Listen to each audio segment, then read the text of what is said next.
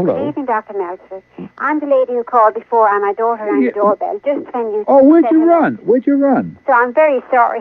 That's all right. What happened? Somebody rang your doorbell? Yes, my daughter rang the doorbell. Oh, and I was standing here for so long, with nothing happening. I knew something happened. Yes. See, that's why we put you on hold.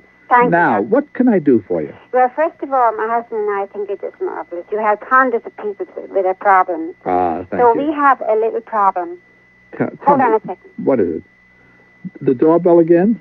No, it's my daughter's listening. I don't want her to listen. Oh. No, our 17-year-old son, he was in his girlfriend's house last week, and the policeman came along, 3 policemen, and they roughed him up, and they told him that you had to come to the police station with us. Well, what did he do? Well, he didn't do anything, but apparently they were looking for a boy with the same name and the same color car, and... So why would they rough him up? They roughed him up because they thought they were getting the man that they should have been getting. I tell you, Mama, can I tell you this? Yes. He told you he did nothing. Right. Remember, I have a son like that, too. But you see, unless the police are crazy, and they're not, they would not rough him up unless the boy did not respond to their questions. See, what happens is youngsters, in many cases, have not learned courtesy and respect. So when a policeman comes along and says to you, what is your name? And you answer him and say, what business is of yours? This is what goes on here. Yes, I guess something might have gone on. But sure. But you see, the policemen were all apologies to me because they said they let my son phone me from the police station to say that he was there by mistake. Okay. And they wanted me to sign some papers or something. Yeah. So the policeman came and took me to the police station, and my son was there. He looked very pale.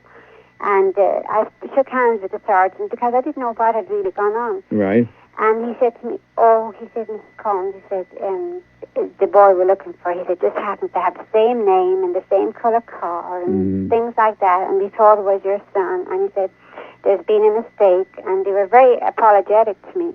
Okay, and don't you feel better?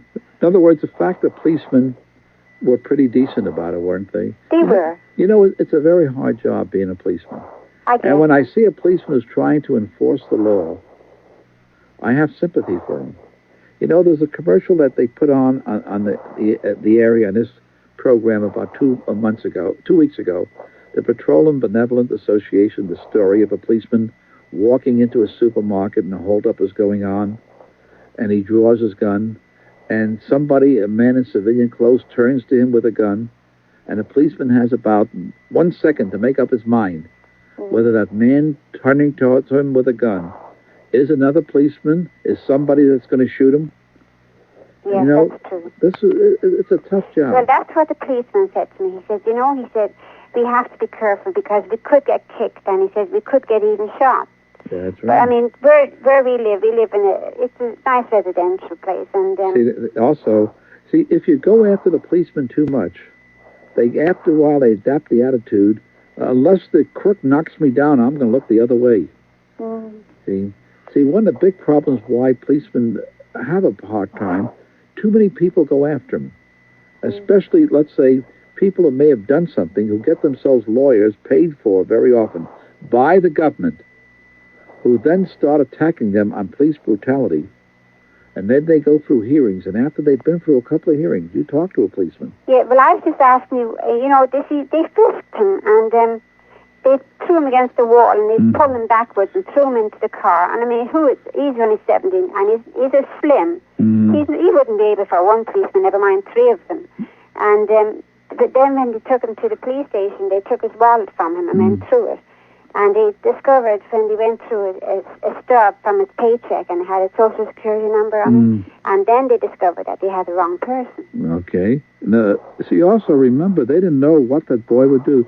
Suppose the boy they were looking for committed an armed robbery crime, or it committed a crime of violence. They don't know what he's going to do. That's why I say being a policeman is rough.